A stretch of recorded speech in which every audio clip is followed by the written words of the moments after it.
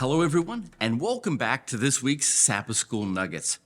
Now, first, before we begin, I want to say thank you to Seth for his great insights into last week's lesson, The Two Witnesses. This week's lesson is entitled, The War Behind All Wars.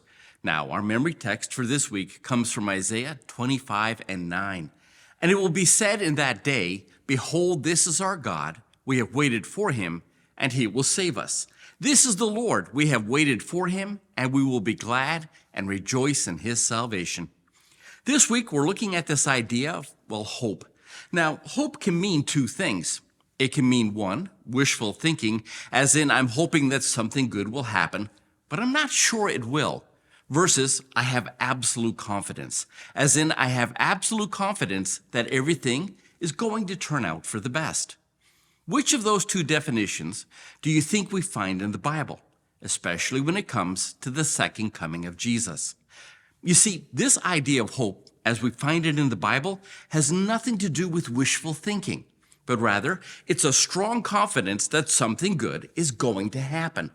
Okay, so why is hope so important to us as Christians? Well, studies show that patients who have hope tend to heal and recover faster. They tend to make healthier choices, and they tend to have a more positive outlook on their situation.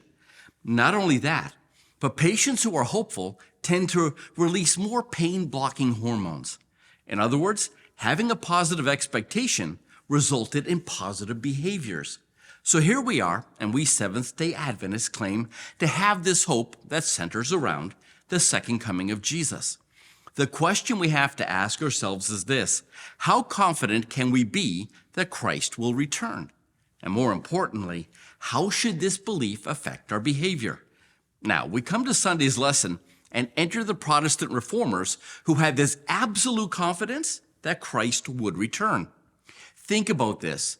Out of the 260 chapters in the New Testament, there are over 300 references to the second coming of Christ. That's one in every 25 verses that talk about the second coming. Based on this, can we have confidence that Christ will return? Well, we know that he promised to come the first time, and he did.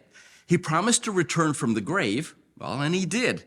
So, if he promised to return a second time, then don't you think that the God who does not change, the God who cannot lie, and the God who never breaks a promise, if that God tells you he's coming back again, do you have the confidence that he will? And if so, how do we show it? Well, more about that later in the week. Well, thank you for stopping by. Have a look at your lesson. I'll see you tomorrow.